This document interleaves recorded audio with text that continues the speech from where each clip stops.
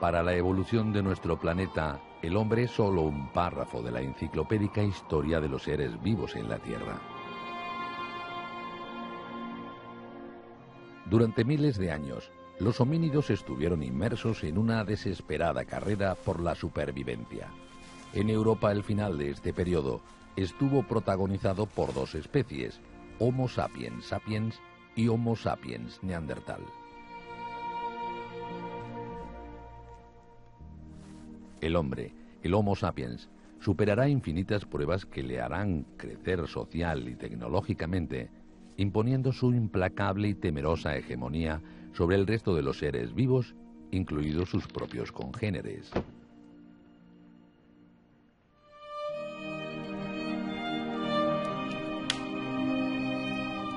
Los neandertales, que pervivieron durante 200.000 años, finalmente se extinguieron ante sus propias limitaciones físicas y técnicas. Desaparecieron para siempre y dejaron solo al hombre como el más inteligente de los seres vivos en la Tierra.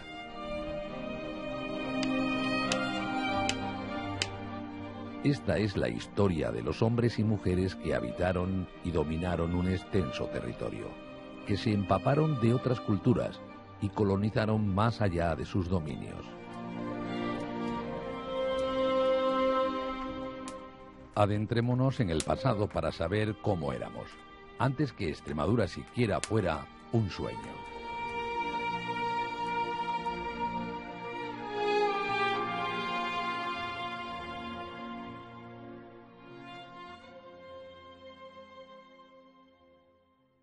Hace 70.000 años, y partiendo desde África, el hombre inició un largo viaje que le permitió colonizar todos los continentes.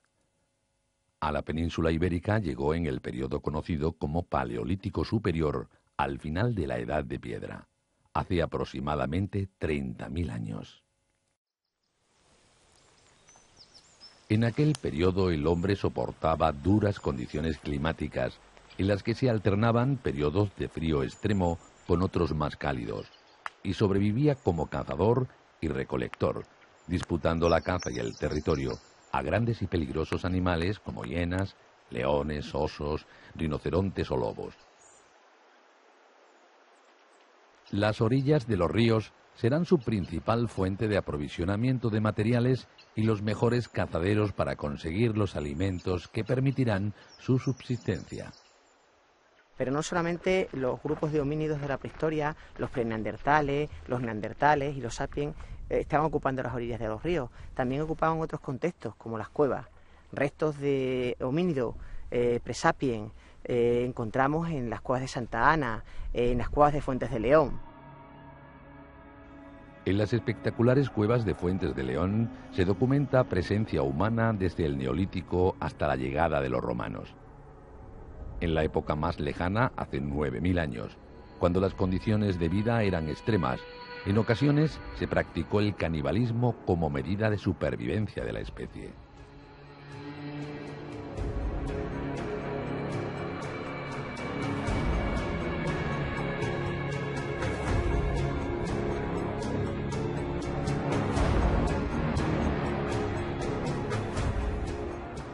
Un enclave fundamental de la prehistoria extremeña es la Cueva de Maltravieso.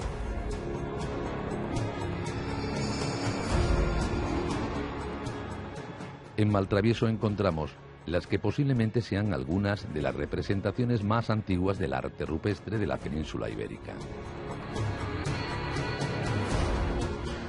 En ellas se realizaron pinturas y grabados con figuras simbólicas, manos, puntos, triángulos, además de representaciones de caballos, ciervos y toros.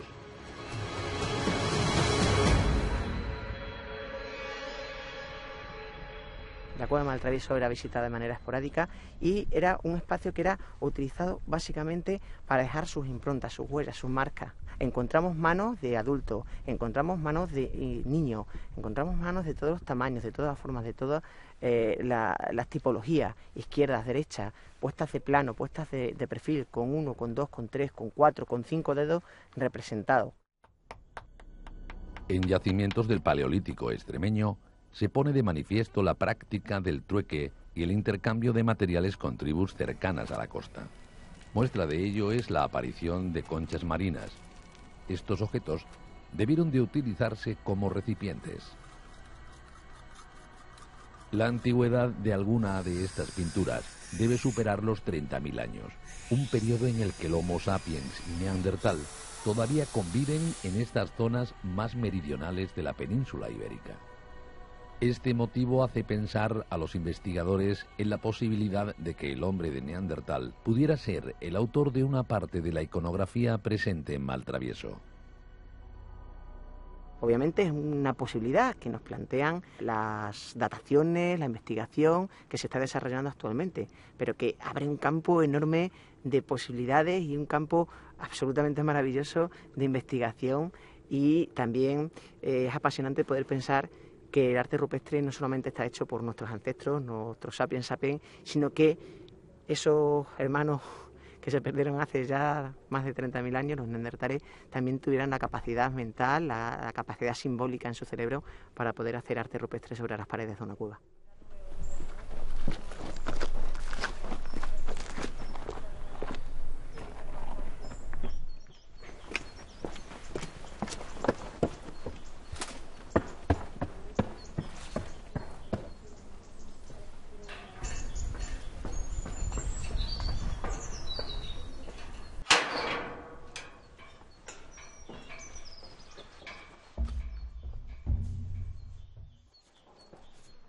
En el abrigo del castillo de Monfragüe se localiza un panel con pinturas rupestres que define perfectamente el paso del tiempo y cómo el hombre y el entorno se transforman. Su importancia reside en acumular motivos pintados en diferentes periodos, siendo las primeras pinturas hechas por hombres que aún pertenecían a grupos con economía cazadora y recolectora hace unos 9.000 años. La figura más antigua es la figura del ciervo, hecha en tinta plana, y corresponde con un momento cultural de grupos cazadores-recolectores que estarían aprovechando el entorno para satisfacer sus necesidades de subsistencia. El segundo momento está configurado por los motivos antropomorfos, las figuras humanas realizadas en trazo grueso. Posiblemente son figuras que están hechas mojando el dedo en el pigmento. Estos grupos humanos ya conocen la agricultura, ya conocen la ganadería, y sus bases económicas son muy diferentes, ya no dependen de la caza para sobrevivir. Las últimas pinturas están realizadas con un trazo más fino, conseguido, por ejemplo, con una pequeña rama afilada en uno de sus extremos, haciendo las funciones de un pincel. Pero a diferencia de las demás, que veíamos que eran figuras más o menos igualitarias, donde no había ninguna diferenciación entre ellas, que nos están indicando un rango social igualitario, equitativo, ¿no?, como podían ser los grupos neolíticos. En este caso sí, ya son sociedades más avanzadas, sociedades más jerarquizadas, y esa jerarquización se transfiere al arte rupestre que realizan. Y en ese caso vemos que hay figuras que están tocadas, que muestran algunos elementos que están indicando que socialmente son diferentes al resto de figuras que las acompañan.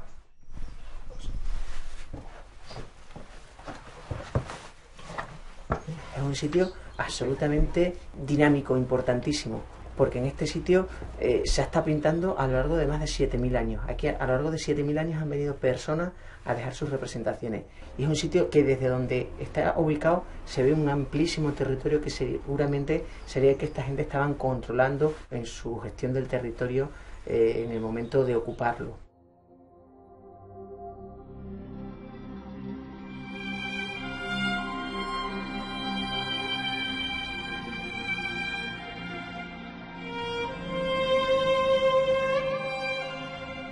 Los sucesivos estudios realizados en el Monumento Natural de los Barruecos permiten a los arqueólogos comprobar que en este lugar el hombre puso en práctica la agricultura más antigua de la que tenemos constancia.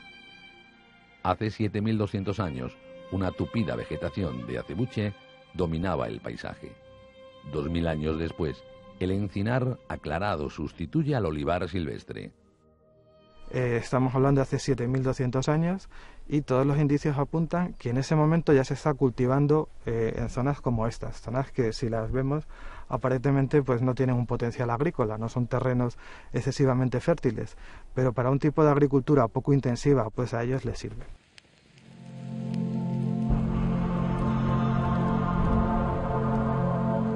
Para esta nueva forma de vida sedentaria, serán necesarios utensilios que ayuden en las tareas cotidianas.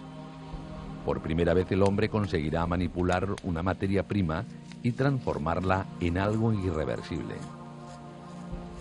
La producción de cerámica será un gran avance tecnológico y social.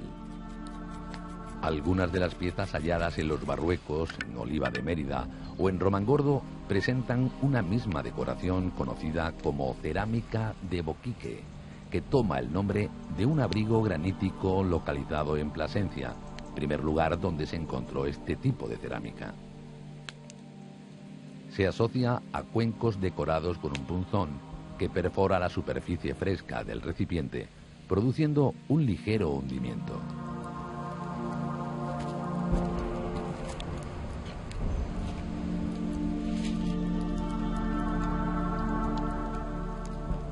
Las pinturas y decoraciones que encontramos en los Barruecos están íntimamente ligadas al entorno.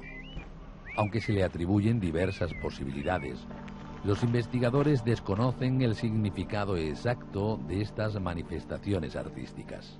Y lo que vemos aquí son cazoletas.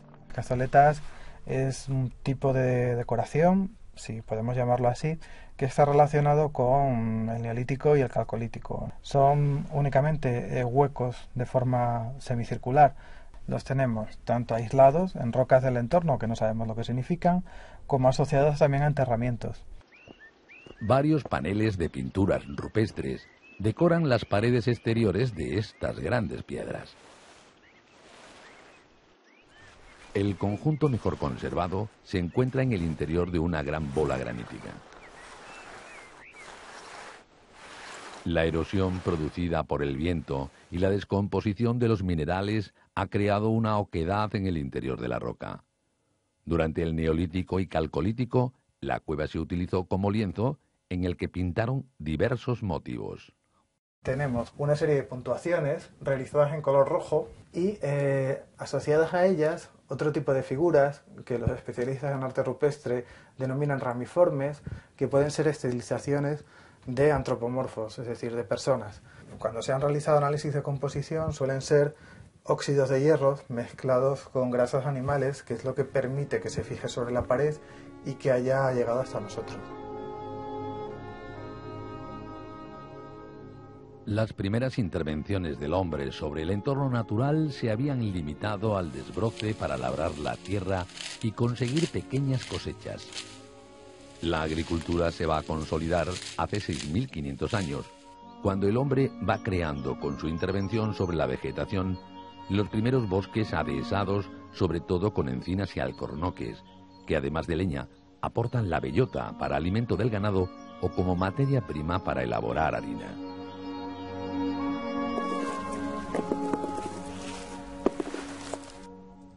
Excavaciones arqueológicas han sacado a la luz molinos de granito que fueron utilizados para moler cereales y bellotas. La bellota, con un alto contenido en taninos, era sometida a un proceso de cocción o tostado para hacerla más digestiva.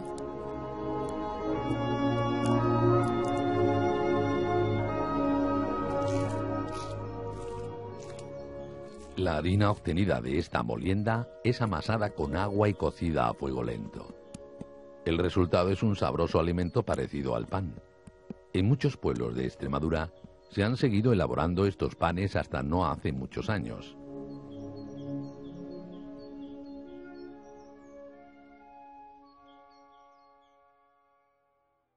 Conscientes de su capacidad, erigen monumentos que representan su control sobre el medio y que pueden ser interpretados como propiciatorios de la fertilidad, como los menhires con forma fálica, pero también con un carácter simbólico, marcando lugares especiales del paisaje.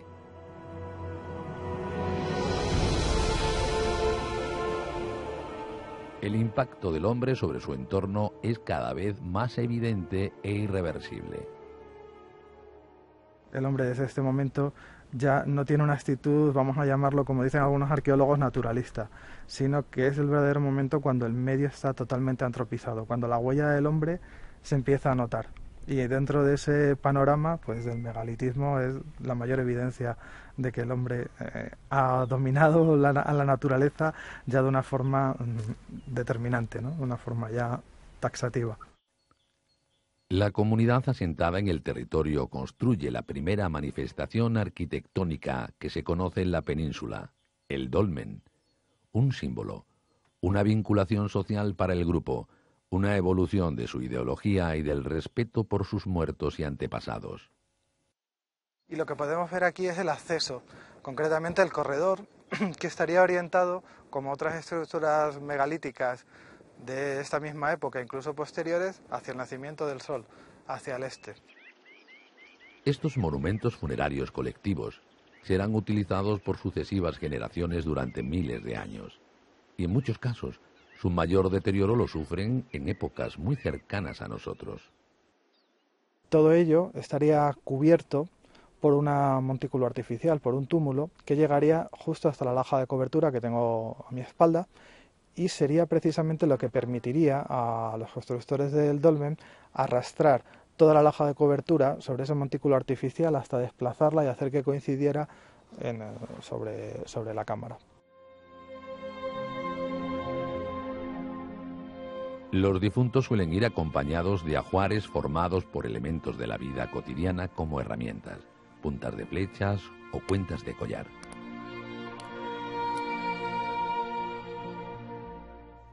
La cultura megalítica está presente en gran parte de Europa y en la península ibérica tiene una intensa presencia en el suroeste hispano-portugués. Estos monumentos estuvieron decorados con grabados y pinturas, igual que las manifestaciones artísticas conocidas en los poblados y en los abrigos.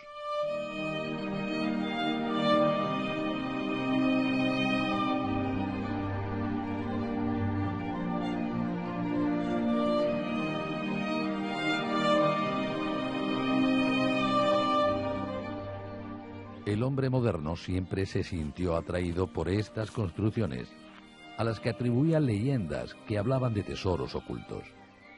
Víctima de esas creencias fue el dolmen de Lácara, que a principios del siglo XX fue dinamitado con la única intención de encontrar ese supuesto tesoro. El dolmen de Lácara es el monumento megalítico mayor de los que se conservan en Extremadura. Por su tipología y forma está emparentado con los dólmenes del otro lado del Guadiana, en la región portuguesa del Alentejo. Se divide, como todos, en un vestíbulo de entrada, un corredor muy grande y la cámara funeraria, del que se conserva una piedra intacta. Las demás se rompieron cuando la voladura. Aquella detonación hizo saltar en varios pedazos la losa que tapaba el sepulcro y que tenía más de 5 metros de ancha. El dolmen tembló hasta sus cimientos y los enormes bloques de las paredes de la cámara se partieron. La codicia y la ignorancia del hombre destrozó en un instante un monumento que había sobrevivido durante 5000 años. Una obra que fue planificada minuciosamente, cuidando cada detalle de la construcción. Los canteros que trabajaron en el dolmen de Lácara demuestran una gran pericia en el tallado de las piedras de granito. Debemos de pensar que en esa época todavía no se conocen las herramientas metálicas. A base de herramientas de piedra más duras que el granito, consiguieron un alisado bastante perfecto para lo que se conoce en otros sitios. Podemos observar en estos fragmentos de un ortostato cómo la piedra ha quedado bastante bien trabajada. Para el trabajo de cualquier ortostato de los que vamos a ver ahora en el dolmen, se podrían tardar meses en tallarlo. Lo habitual en los dólmenes del suroeste de la península era depositar a los muertos en la cámara mortuoria. Sin embargo, aquí se realizaron cremaciones de los fallecidos en el exterior del dolmen, para posteriormente introducir los restos a través de su largo corredor hasta la cámara mortuoria. La cámara, de grandes dimensiones, tiene planta octogonal y está formada por grandes losas. De ellas, esta es la única que se conserva intacta. Mide 5 metros de altura, la parte visible más 2 enterradas por debajo. Está tallada para que entre todas se cerraran arriba y fuera mucho más fácil colocar la losa de la techumbre. Otra estructura muy dañada por la acción del hombre moderno es el zócalo perimetral, un muro que no estaba enterrado. Las piedras que rodeaban el túmulo funcionaban como un esbelto cinturón de contención. Año tras año fue utilizado como cantera de la que se extraían bloques de granito. En la actualidad, la entrada a la tumba se encuentra cerrada por esa gran losa que tengo a mi espalda. Se colocó cuando dejó de utilizarse para después poder rellenar todo el patio de tierra y así disimular la entrada para que nadie pudiera saquearla.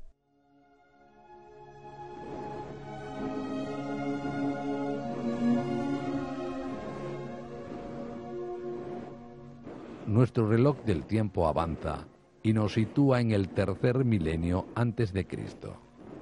Estamos entrando en la edad de los metales, un periodo conocido como calcolítico, que es cuando el hombre aprende la técnica para la obtención del cobre, con lo que fabricar sus primeros utensilios de metal. Un metal que por su fragilidad todavía no sustituye en eficacia a las herramientas y armas de piedra, pero que es demandado como elemento de prestigio social.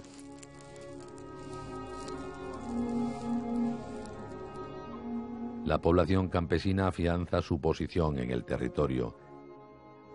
Solo en Extremadura se conocen más de 200 poblados levantados en aquel periodo, como el de San Blas o el de Huerta de Dios.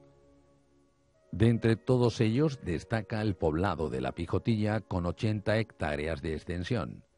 En su época debió de ser uno de los más grandes y ricos de toda la península.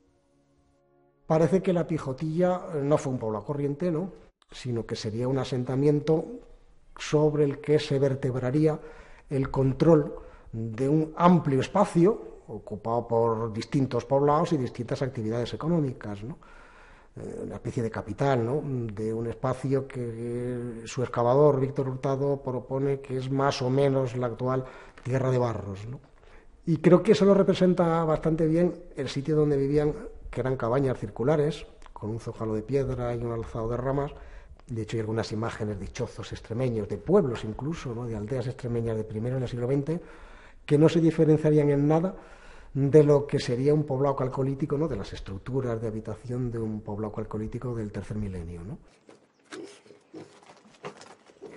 Esta comunidad, cada vez más dependiente de las cosechas y de la cabaña ganadera, estaba sometida a las inclemencias meteorológicas que invariablemente arrasaban con sus primitivas producciones agrícolas. El temor a esas fuerzas desconocidas e inexplicables pueden ser el origen de una espiritualidad que trata de aplacarlas y hacerlas benignas para la comunidad. Unas manifestaciones simbólicas que tienen su mayor exponente en los ídolos, piezas sobresalientes y exclusivas del calcolítico. En Extremadura lo más representativo es lo que se denominan los ídolos oculaos, que se realizan en distintos soportes, ¿no? Los mejores, los más espectaculares son en caliza marmórea, pero los hay también en barro, los hay en hueso, ¿no? Y representan siempre los ojos con las cejas y unas líneas bajo los ojos que se interpretan como el tatuaje facial, ¿no? La importancia de los ojos es lo más destacable, ¿no? A veces se ha dicho que es la diosa o el dios que todo lo ve, y que como todo lo ve, de todo puede cuidar o todo lo puede estropear, pues parece bastante aceptable, ¿no? Hacia el final del calcolítico los ídolos evolucionan y con ellos la percepción que tiene el hombre de sí mismo, dando origen a los ídolos antropomorfos que se caracterizan por el desarrollo de la anatomía humana. Aparece con los brazos pegados al cuerpo, normalmente la representación del sexo, es decir, se puede distinguir entre masculinos y femeninos, y que probablemente están marcando un cambio social, ¿no?, y un cambio ideológico, ¿no?, la reivindicación de la figura humana, ¿no?, del ser humano, del poder del ser humano y sobre todo de la figura del varón, ¿no?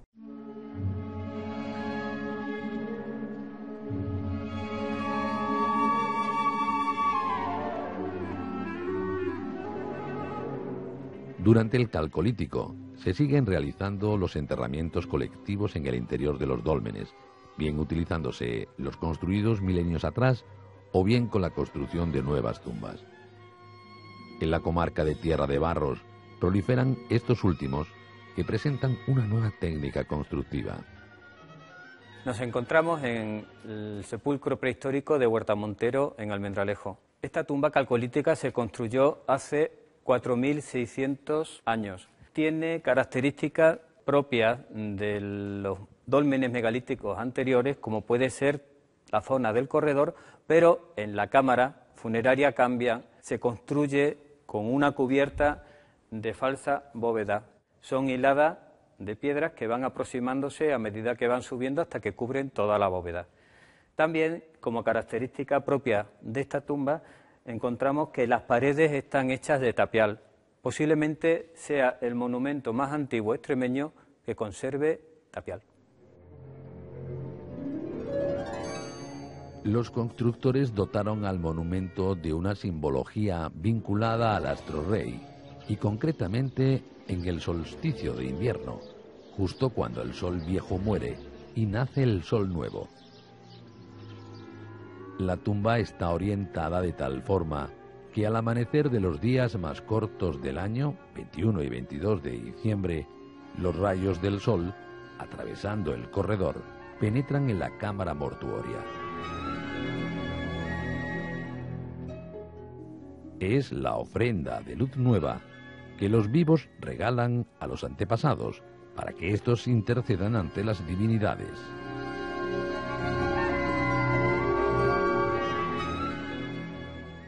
Se encontraron agujeros de postes que sirvieron de referencia para el trazado de la tumba. La colocación de 3 postes de madera a un lado y a otro de la cámara apuntan al nacimiento del sol en el solsticio de invierno y permiten referenciar el eje longitudinal del corredor y el radio de la cámara. Esto nos revela que ya se tenían conocimientos rudimentarios de geometría. Alrededor de la tumba se encontraron excavadas en la caliza 3 estructuras que sirvieron para la construcción de la tumba. Esta es la estructura más compleja de las 3 halladas. También está excavada en el Caleño, se utilizaron para realizar la mezcla para las paredes y la bóveda. Tiene una pequeña cisterna para agua de unos 80 litros, un canal y una pileta donde se realiza la mezcla. En donde está el palo se apoyaban las pértigas con las que se realizaba la mezcla. Sería como una hormigonera prehistórica. La tumba está construida a 2 metros bajo tierra y cuando la bóveda se derrumba, el material y los cuerpos de 109 individuos quedan enterrados y protegidos hasta nuestros días. Los enterramientos se realizaron en 2 etapas que abarcan un periodo de casi 1000 años. Los restos humanos más antiguos son de hace 4650 años y se ha podido determinar un alto nivel de mortandad en niños, jóvenes y mujeres en el momento del parto.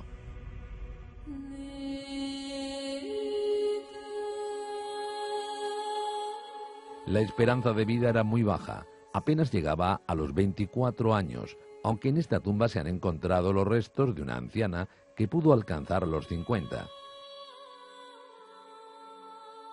El ritual funerario consistía en depositar a los difuntos en posición fetal.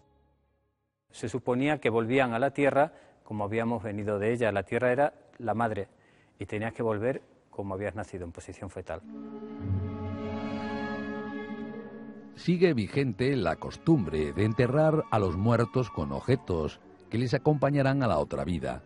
Característicos del Calcolítico y de esta zona son los ídolos placas.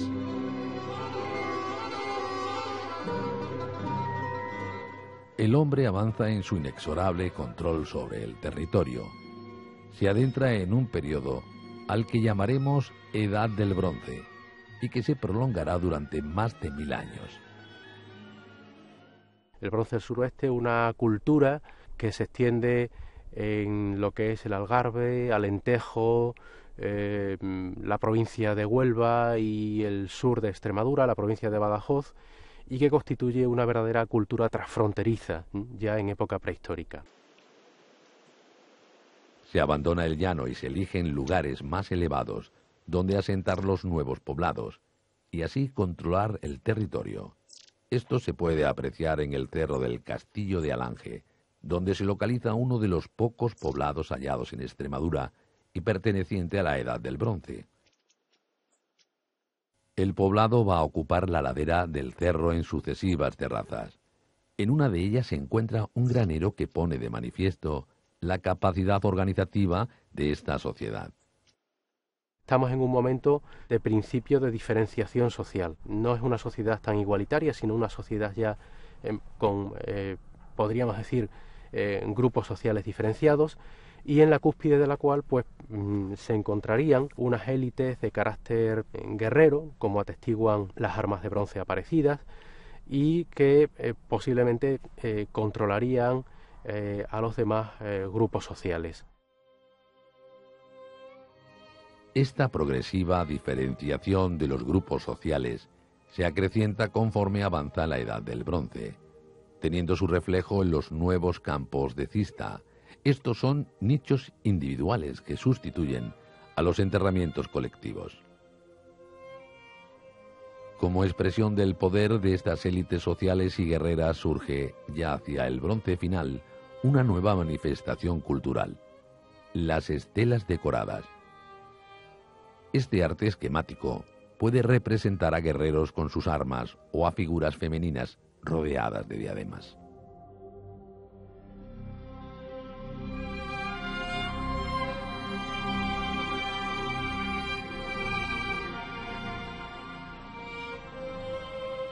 Estamos a las puertas de un nuevo y complejo sistema de organización territorial del suroeste peninsular, al que griegos y fenicios llamarán tartesos.